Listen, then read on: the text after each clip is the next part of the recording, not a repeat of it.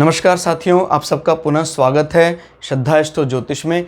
आज हम लोग कवर करने वाले हैं सिंह लगन की कुंडली में यदि शुक्र द्वितीय भाव में बैठे हैं तो क्या फल है। हम ये भी कह सकते हैं सिंह लगन की कुंडली में कन्या राशि का शुक्र किस प्रकार का फल देता है। इससे पहले हम लोग सूर्य से लेकर बृहस्पति तक कंप्लीट वीडियो रिकॉर्डिंग चैनल पर अपलोड कर चुके हैं। कोई भी व्यक्ति भृगु सरल पद्धति को आधार बनाकर ज्योतिष को सीखना चाहता है, हमारे चैनल को सब्सक्राइब कर सकता है। हम जल्दी ही सूर्य से लेकर राहु केतु तक 9 के 9 ग्रहों का 12 अलग अलग लग्न की 12 अलग अलग राशियों फल को अपलोड करने वाले हैं। इस अपलोडेशन को टाइमली पाने के लिए बेल आइकन दबाएं ताकि आपको सारा अपलोडेशन टाइमली मिल सके। मेरा नाम है सनत कुमार वाजपेयी। 15 सालों का अनुभव मुझे साइंस एंड एस्ट्रोलॉजी में। हमारे बारे में और अधिक जानकारी के लिए सिंपली गूगल करें, सनत वाजपेयी लिखें, आपको हमारे बारे में कंप्लीट इन्फॉर्मेशन मिल जाएगी। तो आइए शुरुआत करते हैं आज की क्लास का। ये प्रथम भाव लग्न, यहाँ से गिनते हैं 1 2। द्वितीय भाव जहाँ पर कन्या राशि में शुक्र नीच के होके बैठे हुए हैं। तो जाइए द्वितीय भाव से दोस्तों क्या क्या निकाला जाता है। द्वितीय भाव से हम अपने कुटुंबिक सुख के बारे में जानते हैं। हमारा कुटुंब का विस्तार कैसा होगा, कुटुंब प्रेम करने वाला होगा, हमसे द्वेष करने वाला होगा। कुटुंब के अलावा जो भी हमें परिवार में रिसोर्सेज या वस्तुओं का उपभोग हमारे जीवन में लिखा है, द्वितीय भाव से पता लगता है। इनफैक्ट सही मायने में लग्जरी का अनुभव करने के लिए द्वितीय भाव का मजबूत होना बहुत ज़रूरी है। द्वितीय भाव हमारे धन संपदा, पैतृक धन की बात करता है, एसेट्स, फिक्स जो एसेट्स हैं उसकी बात करता है। कई लोगों का 11वां भाव बहुत मजबूत होता है, दूसरा भाव कमज़ोर होता है। तो आय के साधन होते हैं लेकिन वो एक स्थायी धन संपदा का उपभोग नहीं कर पाते हैं, वो धन को जोड़ने में कामयाब नहीं हो पाते हैं। द्वितीय भाव से पता लगता है। द्वितीय भाव हमारे वाणी की सिद्धि की बात करता है। एक अच्छे दर्शन शास्त्र के जानकार के लिए, एक अच्छे ज्योतिषी के लिए द्वितीय भाव का मजबूत होना बहुत ज़रूरी है। आपने कोई बात कही, उनको बोली, उनको प्रयोग, वो फलीभूत हो गया, वो द्वितीय भाव की मजबूती से पता लगता है। द्वितीय भाव के मुख्य रूप से कारक माने जाते हैं बृहस्पति, लेकिन सेकेंडरी कारक में हम शुक्र को भी गिनते हैं, इसलिए शुक्र का बाय डिफ़ॉल्ट यहाँ बल बढ़ता ही है। लेकिन यहाँ पर एक समस्या दिखाई दे रही है कि जो कन्या राशि है उस राशि का स्ट्रक्चर शुक्र को बिल्कुल पसंद नहीं है। शुक्र कन्या राशि में नीच के हो जाते हैं और ये नीच तो तब तक भंग नहीं होता है जब तक इसके या तो इस नीच राशि के स्वामी या उच्च राशि के स्वामी चंद्रमा या लग्न से केंद्र में नहीं आ जाते हैं। अगर ये नीचत्व भंग हो जाता है तो फिर तो एक साधारण दोस्त के घर में बैठे हैं ऐसा मानना है। और अगर नीचत्व भंग नहीं होता है तो फिर शुक्र सैड मूड में जो भी फल है वो देगा, यानी उसका जो चरम है या उसका एवरेज वैल्यू आपको मिलेगा नहीं। लेकिन ये बात भी आपको ध्यान रखनी है, हर ग्रह नीच का होकर हर भाव में एक सा फल नहीं देता है। क्लियर होकर याद रखिएगा, कारकत्व का एक एड ऑन एडिशनल सपोर्ट तो उसको मिलेगा। यानी सेकेंडरी कारकत्व में आते हैं शुक्र के, तो सैड मूड में भी है फिर भी फल देने के लिए, क्योंकि उसको लग रहा है यार ये तो मेरी वही ज़मीन है जो ज़मीन मुझे सबसे प्रिय है, मुझे इसका घर प्रिय नहीं है, वो अलग बात है। यानी ये परमानेंट अलॉटमेंट किसका है, Brihaspati, and secondary allotment is for Venus, शुक्र। तो शुक्र को याद आता है कि नहीं है ये तो मेरा परमानेंट अलॉटमेंट है।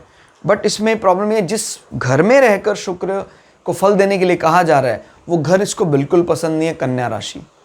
तो इसमें होता है कि अपने जीवन में वो कलेक्शन करने में तो कामयाब हो जाता है, धन संपदा इकट्ठा करने में वो कामयाब हो जाता है जीवन के तीसरे पड़ाव में। जैसे अगर हम गृहस्थ, जैसे इस प्रकार ब्रह्मचर्य, गृहस्थ, वानप्रस्थ, संन्यास, तो यानी गृहस्थ के अंतिम चरण में जाकर उसको लगने लग जाता है मैंने धन इकट्ठा कर लिया।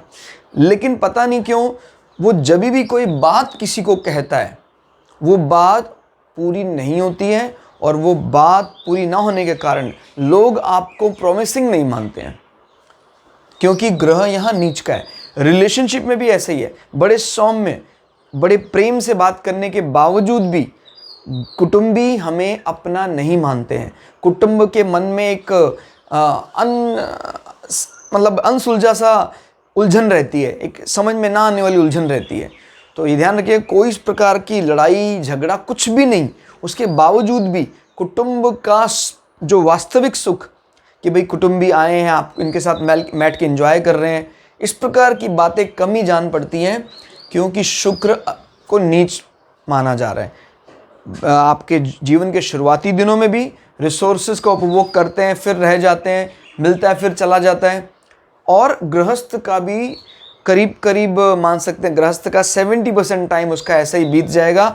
अगर नीच भंग नहीं होता है तो, नीच भंग हो गया है तो आपके जीवन के शुरुआती समय से ही आपको इसके सुखद परिणाम दिखाई देने लग जाएंगे। आपकी कई बातें फलीभूत होंगी अगर नीच भंग है, और कई बातें बिगड़ जाएंगी, उल्टा होने लग जाएगा अगर ये नीच का है।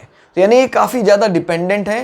लेकिन ये बात है, अगर वो नीच का भी है तभी भी गृहस्थ में कड़ी मेहनत के बाद आपको टोटल कलेक्शन दे देगा। कारकत्व का अपना एक प्रभाव है, वो आपको एसेट्स इतने मुहैया करा देगा कि जीवन का जो आप इंजॉय करने का समय, या कह सकते हैं आपका रिटायर होने का समय है, उस समय आप इसके सुखों का उपभोग कर पाएंगे। यहाँ से वो दृष्टि डाल रहे हैं अपनी उच्च। तो ये बात बताती कि आपको ससुराल पक्ष का भरपूर साथ मिलेगा। और इनफैक्ट ऐसे लोग ससुराल पक्ष से नज़दीक ही रहते हैं और बार बार विजिट करना पसंद करते हैं। 8वां भाव हमें छुपी हुए धन के बारे में भी बताता है। तो कहीं ना कहीं गुप्त रूप से धन, ऐसे लोगों को इंश्योरेंस से भी पैसा मिलता है। अच्छा, तो आपको कोई लाइफ इंश्योरेंस, डेथ इंश्योरेंस, इस प्रकार, यानी जहाँ सडनली कुछ ऐसे बढ़ जाते हैं तो वो उस प्रकार के इंश्योरेंस अपने नाम से, अपने पार्टनर के नाम से ज़रूर कराने चाहिए। क्लियर हो गया।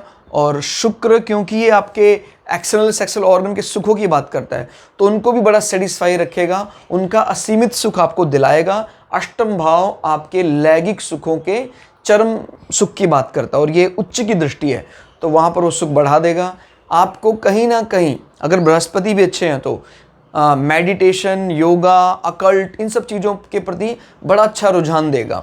अगर बृहस्पति खराब है तो रुझान तो होगा, लेकिन सम टाइम ये तामसिक प्रवृत्तियों की तरफ डाइवर्ट हो जाता है, क्योंकि बृहस्पति बहुत ही सात्विक ग्रह है।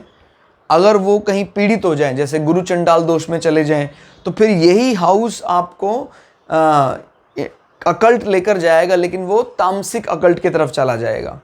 भाई इस प्रकार के भूत प्रेत पिशाच, इस प्रकार की बातों पर अध्ययन करने लग जाना, जीवन में सुखों को बढ़ाने के लिए, धन की चाह में, तो वो बृहस्पति के दूषित होने से ऐसा होता है। फिर हम देख लेते हैं शुक्र यहाँ बैठे हैं, उनके पास खुद की भी लॉर्डशिप है, कहाँ कहाँ की, उससे भी प्रभाव पड़ता है। 10वें भाव के स्वामी होकर यहाँ बैठे हुए हैं, यानी आपका जो कर्म है उसका स्वामी, आपके जॉब करियर का डायरेक्ट संबंध आपके एसेट से है। तो ये बताता है कि भाई जितना एक्सपेक्टेशन रहती है कि भाई जैसे मैंने अभी 10 रुपये लगाए तो मुझे 15 रुपये मिलने चाहिए थे, उतनी एक्सपेक्टेशन पूरी नहीं हो पाती है एसेट्स को लेकर। लेकिन ये बात तय है, क्योंकि कारकत्व का बल इनको मिलता है शुक्र को। और वैसे भी जब कभी भी आय भाव से या कर्म क्षेत्र से आपका धन भाव रिलेशनशिप बनाता है तो आदमी सेविंग कर लेता है।